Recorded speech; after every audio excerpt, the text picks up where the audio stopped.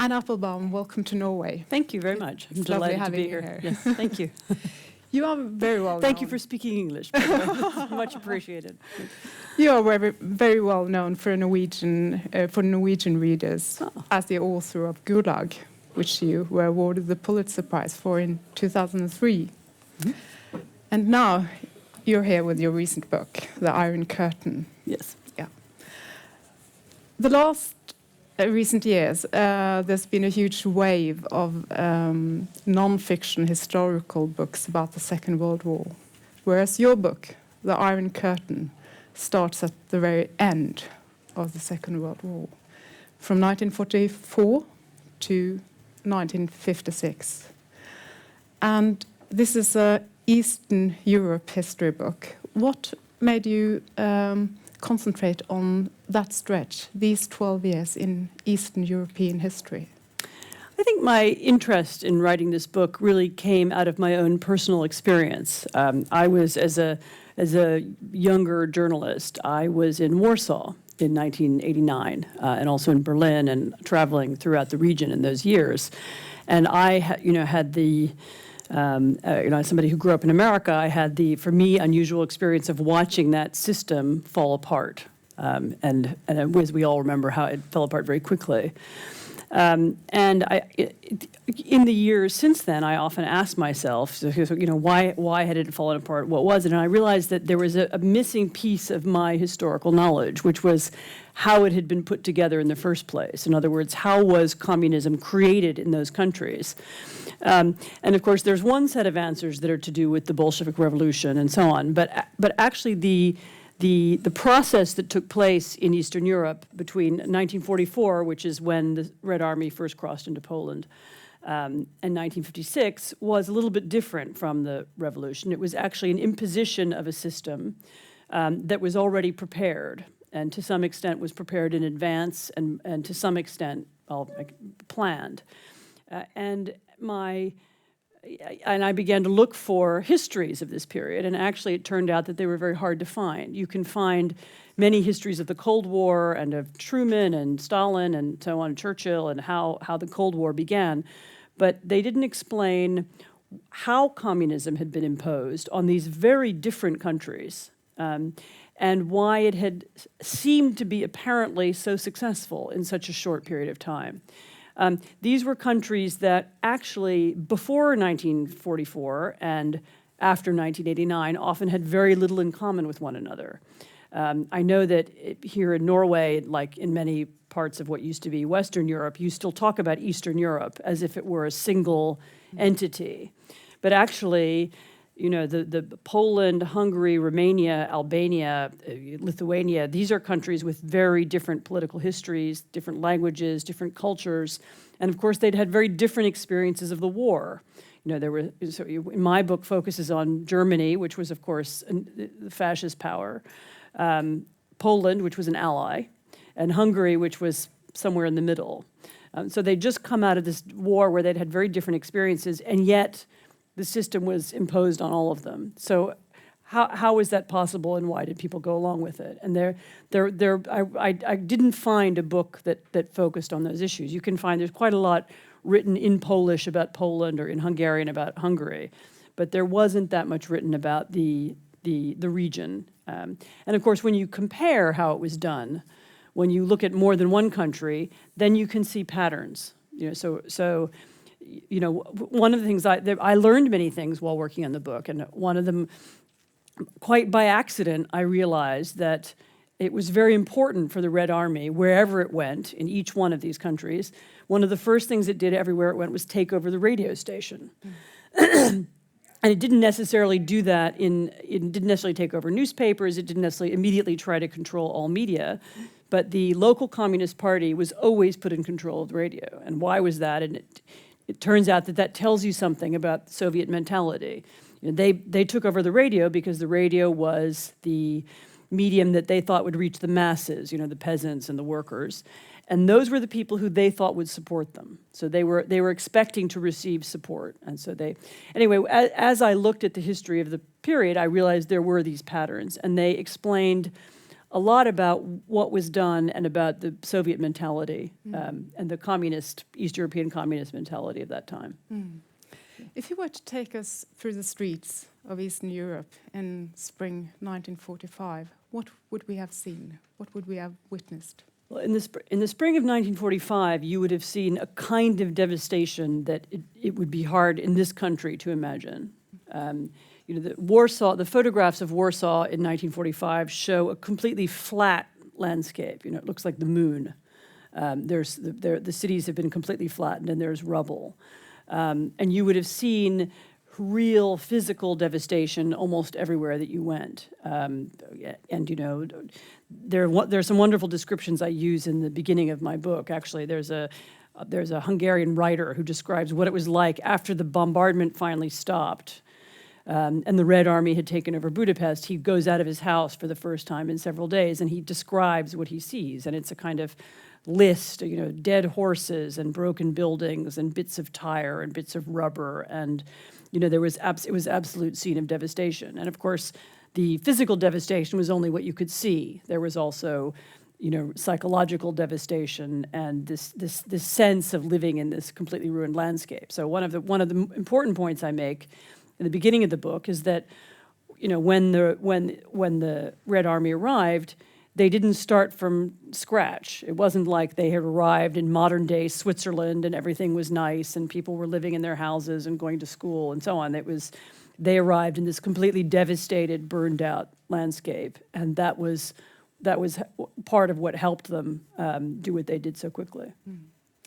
And what made you focus on these three countries in particular, Hungary, Poland, and Eastern Germany?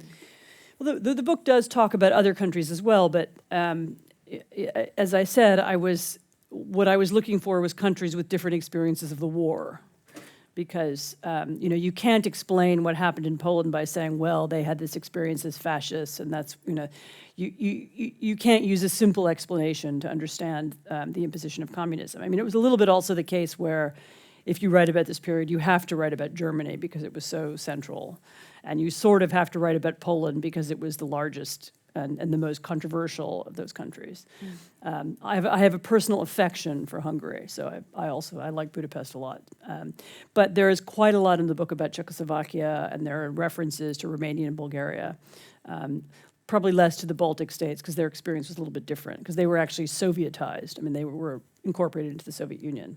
Although I've recently had a conversation with an Estonian friend who said, it was exactly the same. I mean, he read my book and he said, well, I recognize almost everything you write about. So it was really a similar process all across this region. And according to your book, Joseph Stalin was pursuing more than just ideology in Eastern Europe. He also had some geopolitical aims as well. Well, actually, that's a complicated question because Stalin's ideology and his geopolitical aims were not different. In other words, what Stalin expected to happen and wanted to encourage to happen was that there would eventually be Soviet-style systems all across Europe. I mean, that was his. I quote in the book from a document written during the war by an official in the Soviet foreign ministry who speculates about the future of Europe after the war, and he says, well, perhaps it will take 20 years and then all of Europe will be communist, and maybe not Britain, but maybe that will take longer. But that's the expectation, is that's what will happen, and that's the goal of our foreign policy. And of course, this had been to different degrees of seriousness, this had been the goal of Soviet foreign policy since 1918. Their first attempt to spread communism was in 1920 with the invasion of Poland in 1920. There was the Polish Bolshevik War, during which Poland saved Europe again by fighting off the Bolsheviks. But the goal of that was to first conquer Poland and then go to Germany. And they imagined that the German Revolution must be only just around the corner because Marx was German and Germany was the most sophisticated economy at that time in Europe, and they imagined that would. And then it didn't happen, so they had to rethink things. And the Second World War gave them another opportunity to spread the system. So, I'm often asked, was this some kind of cynical foreign policy move, or was it ideology? And the answer is really there's no difference when you talk about the Soviet Union. It was both. Their foreign policy was to spread their system. They thought they would be a safer country and they would be more secure if everybody around them was communist. And anyway, that's what they thought would happen, because they understood Marxism to be not just a theory, but a science. It was an explanation of the world, and at some level they believed it would come true. Back to my observation about the radio stations. They thought if we can just explain to the masses, that if we can just bring the workers to come to class consciousness, then they will eventually come to support us, because Marx said that would happen. So it's of course more complicated than that. But you have to be careful when you write about the Soviet Union, and I often get asked about this as well. Did they really mean it? Did they really believe these slogans that they used? And the answer to that is, of course, one never knows what people are deeply thinking in the back of their minds and so on. But this is the language they used, and they used it not just in public; they used it in private. So when you read Politburo discussions. And they were very good fortunately, about annotating their discussions with who said what and, taking notes from them. And when they're making arguments to one another about policy, they use the language of Marxism or Marxist-Leninism. And that's how they are, they don't always agree about everything, but one person says, well, this is, but they're always arguing from the point of view that this is Marx's goals are what we want to achieve. And I think it's the same and was the same in Soviet foreign policy. You write that the Soviet Union started ethnic cleansing in Eastern Europe soon after its occupation. Who were those people? Well, the ethnic cleansing was not started in the region by the Soviet Union. It was started by the Germans.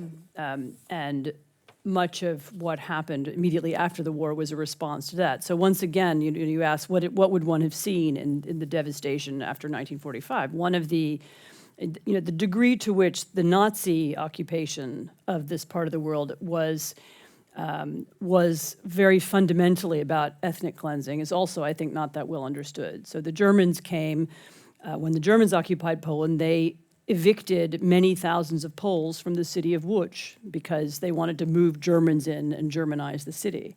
The house that I own a house with my husband in Western Poland, and that house during the war, the Polish owners were evicted and Germans were brought in actually from Lithuania, I think, or Latvia, and given the house to take over because they were Germanizing that region of Poland. And this created tremendous anger and resentment, as you can imagine. And one of the things that happened right after the war was that both Germans who had moved into the region and Germans who'd been there for many centuries were expelled.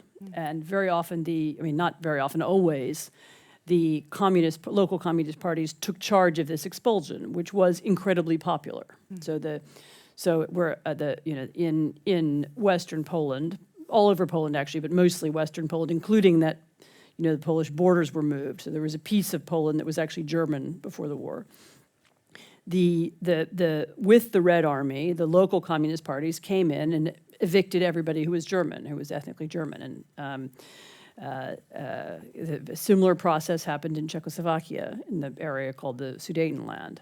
There were also evictions of Germans from Hungary and from Romania, and really from all over the region. And it was often, it's one of these things where, at some level, you can understand there's some historical justice. You can understand why it happened, but individual cases of it were often very unjust. I mean, there were many Germans who had not supported the Nazis or who were, whose families had lived in this Polish village for many centuries, because this was an ethnically mixed part of Europe, who were evicted the same as the Nazis. And I mean, there was no distinction made between who had done what. So they all were left. And this is, again, we're talking about many millions of people. So there were millions of people who left. At the same time, there were smaller but equally often violent and disruptive evictions there was an exchange of population between Poland and Ukraine. Ukrainians were shipped out of Poland and Poles were shipped out of Ukraine. There was a similar exchange between Hungary and Slovakia. Ethnic Hungarians were removed from Slovakia and ethnic Slovaks removed from Hungary.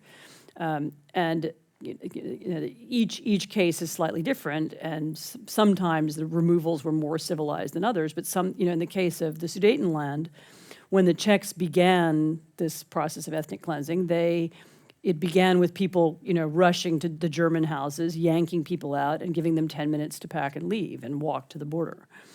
So often it was very violent and people died. It was a very, but again, to understand it, you need to understand the anger and the ethnic conflict that had been created by the war. And despite the repressions, the Soviet Union did find allies in Eastern Europe. The Soviet Union absolutely had allies, and it had, again, part of the planning process was that the Soviet Union had created beginning in the 1930s, but during the war had created small groups of loyal communists. They were often called Moscow communists because they were trained in Moscow during the war. And during the war, they trained them in schools. And there are some wonderful descriptions of what these schools were like that I've come across. They trained them in schools, and then at the moment of liberation, they sent them back to the country. I mean, the most famous example of this was in Germany. It was in May 1945. They sent a plane full of German communists led by Walter Ulbricht, who became the leader of the German Communist Party, and they landed in Berlin. And they were immediately, it was more complicated. It wasn't immediate, but they eventually became the leaders of what became East Germany. So they had. You have to talk about who were their supporters. You have to talk about it in levels. There were these kinds of loyal supporters who'd been specially trained. There were also people, and I have, as I said, one of the purposes of the book was to talk about why people went along with it and how ordinary people behaved in these new circumstances. And there are many, there are many nuanced and complicated stories. So one of the people I interviewed was a Polish writer named Tadeusz Konwicki. And Konwicki he later on became a sort of semi-dissident writer and so on. But in this period, he had spent the war as a partisan. He was a very young man. He was a teenager. And in his teens, he was 17 or 18. He spent most of the war fighting the Germans. At the very end of the war, I think he was from eastern Poland. They did fight against the Red Army as well. When he realized, as did his comrades, that the Red Army was arresting the Polish partisans, because this is another piece of the story, that there was violence was targeted not randomly, but was targeted at people who might be opposed to the Soviet regime, and that included anti-Nazis, everywhere. Then, as he realized that there was no point anymore in fighting the Russians, he emerged from the woods. He actually had to come to Western Poland because where he'd grown up was not part of the country anymore, and he was 18 years old, and he had no family, and he had no friends, and he had no education, and he had just watched, everything he'd fought for had just proved to be pointless. And he owned nothing except what he was wearing. I think he didn't even have a passport, didn't have any identity papers. And he went through a kind of crisis, as he described it to me, and he's written about as well in his fiction. He had went through a kind of crisis where he said, everything I've ever been told and everything I was taught was wrong. I was brought up in this patriotic family, and we were taught to believe in this set of values, and they were Catholics, and I was a Boy Scout, and all these things. It was all wrong. It was useless. And he had a kind of nihilistic crisis, and he joined the Communist Party. They won the war, they must be right, they have a new system. And he joined the Communist Party, and for this brief period of time, he was a Stalinist, and he wrote some extremely bad books, which he acknowledges that he wrote them, but he finds embarrassing. But but in his telling of the story, you get a glimpse into what the post-war psychology was like and why people were attracted to the new system. I had a similar conversation with a German who much later became a German post-'89 leader of what used to be the German Communist Party, Hans Muldrow. And he had a similar story. He was a Hitler Youth, and as a very young man, he was fighting in the Wehrmacht at the very end of the war, and was captured. And the experience of this terrible crisis of losing the war, and the experience of being in a Soviet camp, taught him. He also had a crisis. Everything I was taught was wrong. Hitler was a liar. Everything I was brought up to believe was incorrect. The Russians have the right answers. That's the right system. And he came back to Germany in 1947, and immediately became one of the leaders of the communist youth movement there. So the devastation is part of the story. Training is part of the story. And then, of course, later on, towards the end of the book, I write about this more complicated phenomenon, which is phenomenon of reluctant collaborators. In other words, once the building blocks of the system were in place, it became very difficult for people to be heroic and to protest, and the motivations for staying within it were very strong. So imagine that you own a printing press in Dresden, and it's 1947, and there's a law passed, and this really was a law that was passed, and the law said, if you own a printing press, you're not allowed to print anything except what's been agreed by the central plan. So you're a printer, you live in Dresden, you lost your house during the war, your wife is ill and needs medicine from the hospital, your children are in state schools and you want them to be educated, you need to rebuild your life, your cousin was arrested recently and disappeared off to Siberia somewhere. He was one of the victims of this, targeted violence of that period. How likely is it in that position that when handed the collected works of Stalin to print, you'll say no? I mean, you don't really like Stalin, but you're apolitical. You don't want to be involved. If you don't print it, somebody else will. If you refuse to print it, what might happen? Well, you might lose your house, your wife will lose her medicine, your children will get kicked out of school, and you might end up in Siberia with your cousin. So what is your motivation for refusing it? Almost nothing. And you're not really hurting anybody by doing that. But when you have printers all over East Germany making that kind of decision, pretty soon the only thing to read is the collected works of Stalin, and there's the opposition literature, whatever that would be, doesn't exist. And so there begin to be pressures on people to go along with the system. Even when they don't necessarily believe in it, or they don't, and they're all, you find oddities, you find people who go along with it in the morning, but not the afternoon. So in the morning they march in the May Day parade, and in the evening they go home and listen to Radio Free Europe and find out what's going on. So it becomes quite complicated. And I talk a little bit about that as well. This split psychology people have of what you can say, and which, at home you can say things that you can't say in public. Or it's, children are taught, it's be careful what you say in school, because in school people are listening to you. And the gap, there grows this gap between what you can do in public and what you can do in private. And that becomes very important. That's a very important piece of understanding 1989, because of course people don't like that. People don't like having to say things they don't believe in. And eventually they stop. Once they're not afraid anymore, they might stop doing it. You mentioned the media and the radio stations. Did they have to deal with some cultural expectations of their listeners in the different countries? Was the propaganda adjusted? Yeah, the propaganda was adjusted. Remember, the radio stations were usually run by the local Communist Party, so it wasn't Russians speaking Russian on the radio. It was the German. In fact, one of the people who ran the East German radio station was Markus Wolf, who was then a very young man. He was in his 20s, and he's more famous because later on he became the head of the East German Foreign Spy Organization, and he became the master spy of East Germany. In fact, is supposed to be the model for John le Carré's sort of evil genius spies in his spy novels. But what was he doing in 1945? He was working on the radio. He had his own program. So the programs were made by the local communists, and then of course the purpose of the programs was to persuade people that communism was the way forward, and there are some very amusing arguments, actually, that these, you can read I've read through both the Polish and the German radio archives.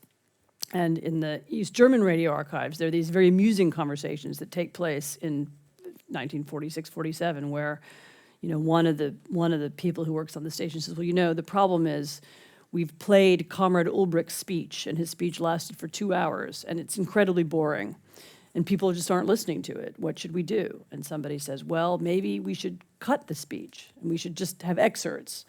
And then somebody else says, no, we can't do that because then people won't be fully educated by Comrade Ulbricht's wisdom. And there's a sort of, the tragedy, of course, they know they're boring. They know people don't like it, but they can't figure out how to change it. And so they try these, then they argue, well, maybe what we should have is some interviews. After the speech, we should interview people and ordinary people and see what they think of the speech, and then we can put that on the air. And they're trying to make radio interesting, but they don't always succeed. Of course, they later on it became more sophisticated, and radio, they put on music that people liked, and they eventually grew more complicated. But this question of how to get people to listen to the radio was a big one. And it's actually, of course, in East Germany, the other problem was that they had direct competition from American radio, because there was a radio station called Radio in the American Sector, RIAS, which was coming out of West Berlin in German, run by West Germans. And East Germans could hear it. And there were these terrible problems about, all these young Germans are listening to RIAS because it plays rock and roll. And so what are we going to do? We need to attract young Germans to our radio station. And so at one point they held a competition to come up with communist dance music. So what was communist dance music? It couldn't be, rock around the clock. It couldn't be American music. It had to be different. And so there was a competition who should, eventually they gave up, actually, and they just had people copy American music, or they just but in this period they tried. They lost this battle very quickly with music, but they were trying to use the radio. They tried very hard to get people to listen to it, and so it was definitely culturally specific. In the preface of your book, you state that one of the purposes of the book is to study the history of totalitarian countries, and also the methods dictators use to suppress populations. What do you think we can learn from the Soviet influence in the Eastern Europe post-war? Well, it's the Soviet method, and I've mentioned a few aspects of it today. I mentioned radio, I mentioned ethnic cleansing. Just as important is the creation of a big secret police force, training the secret police force to look out for certain kinds of people who might become leaders, who might become culturally or intellectually significant. Another aspect is, and this was another piece of the story that I didn't know very well before I started to work on it, was the absolute mania that the Soviet system had about what we now call civil society. So groups and organizations of all kinds, young people's groups, youth groups, were subject to very tight control from the very beginning, and it was one of the methods that was used to keep the society under control. And many of these methods were, first of all, they were used in Eastern Europe, so it helps us understand what was Eastern Europe, and then once again, how come it didn't work. But many of the same techniques, not exactly the same, but in elements of them, were exported to other places. The Arab world participated a great deal in training. Either the Stasi or the KGB very often would send delegations to, certainly to Saddam Hussein's Iraq and certainly to Gaddafi's Libya. They helped train local secret police in the methods and techniques used by the Soviet Union. So many of the techniques of control that were used in this region were used in other places. And once you begin to understand that, and you begin to understand what was the mentality of that, it can help you understand other parts of the world as well. Leave aside North Korea, which is a direct copy of this system. It's really very much the same as what I've described in the book. As I said, I also I feel that to understand 89 and what happened after 89, and even to understand which kinds of countries were successful after 89 and which weren't, it also helps to understand this earlier period. You know, one of the strange side effects of when you try to create a totalitarian regime, you also create your own opposition in a way. So if you try to control everything and politicize everything, then you create opponents in all kinds of areas. So if you tell all young people you have to join the communist youth movement, and 10 young men say, we don't want to do that, we're going to have our own private youth movement, then you have just created political dissidence. And if you tell all artists, you know, you must paint like this, and one of them says, no, I'm not going to do that, I want to paint like that, you've just made him into a political opponent too. And of course, this kind of opposition that was cultural or civic or organizational, but maybe not strictly political, was what began to flourish in Eastern Europe in the 1970s and 1980s. What was the Polish Solidarity movement? It was a free trade union. This is in the early 1980s. Why was it important? Because there weren't any trade unions. There were only state trade unions. And once you create a private trade union, that's a political, that's a big political form of opposition. And so in a way that these regimes contained the seeds of their own destruction. You know, by trying to control everything, they created all these opportunities for dissent.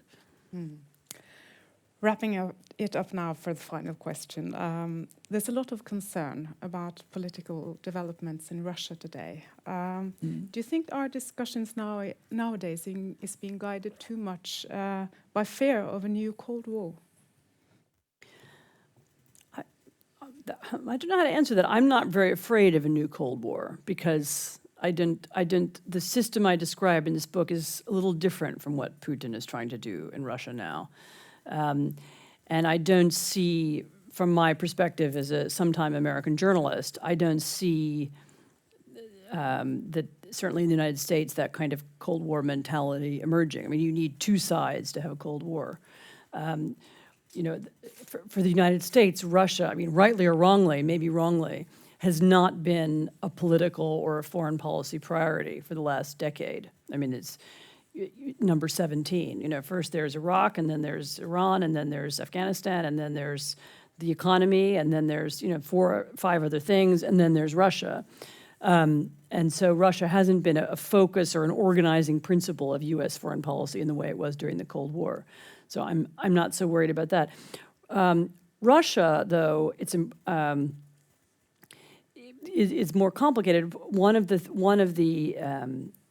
sort of changes that Putin has made to Russian foreign policy in the last decade is, first of all, to put America at the center of Russian policy, and also to use this kind of anti-Western and maybe the better term is Russian imperial rhetoric as a part of his own establishing his own legitimacy in Russia. So he wants to reassure the Russians and explain to them that they are still a great power and that he is making them a great power once again. And how does he do that? One of the ways in which he does this is by this kind of provocations of the West that are probably more important to him than they are to Westerners. I mean, he's been very deliberately rude in some cases. I mean, he was very rude to Angela Merkel on a number of occasions, very publicly. You know, what possible purpose can that serve? I mean, it serves to somehow build up his reputation as a tough person inside Russia. You know, I do worry about the Russian mentality and what is the Russian attitude towards the rest of the world and how Russian foreign policy is being used for his purposes at home. But a kind of Cold War in which we, you know, line up on two sides and, you know, there's line in the middle and Berlin Wall and people aiming nuclear weapons at each other. I'm not really worried about that in exactly the same way. And how was it being a young journalist seeing the wall be torn apart? It was really fun. Yeah. It was fun, and it was, you know, when I was about 20, I can't remember anymore, 25 or something in 1989, 26, and I was the stringer for The Economist, partly because initially Warsaw wasn't important enough for The Economist to have a really grown-up journalist, senior journalist, because nothing was really happening there in 1988 when I got there. And so I was a stringer for The Economist, and I also began writing for The Independent, the British newspaper. And there was a period of time when I had front page stories every day, just day after day after day, I was on the front page. And, I sort of thought, well, that's it. It will always be like that now forever. And then it, sadly, things changed, and then the news got worse. Yugoslav war. I didn't work on that, and I eventually wrote about different things as well. But no, it was fun. But now you're here, launching your book. Now I'm in Oslo, and the Cold War is over, fortunately, and Soviet Union's gone. And anyway, thank you very much. Anne Applebaum, thank you so much for sharing this evening with us.